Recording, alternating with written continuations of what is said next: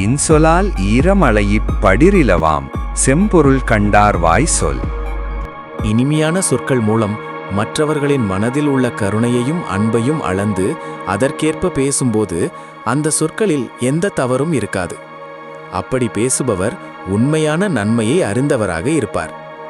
நம்ம பேசுற வார்த்தை இனிமையா இருந்தா மற்றவரோட மனசு என்ன நிலையில இருக்குன்னு புரிஞ்சுக்கிட்டு அதுக்கேத்த மாதிரி பேசினா அந்த வார்த்தையில தவறு எதுவும் இருக்காது. அப்படி பேசுறவங்க தான் உண்மையா நல்லது கெட்டது தெரிஞ்சவங்க. சுருக்கம் சொல்லணும்னா, இனிமையான புரிதலுடன் பேசுவது நல்ல மனிதனின் அடையாளம். ஒருவர் வாயிலிருந்து வரும் சொல் அன்பு கலந்ததாகவும் வஞ்சனையற்றதாகவும் வாய்மையுடையதாகவும் இருப்பின் அதுவே இன்சொல் எனப்படும்.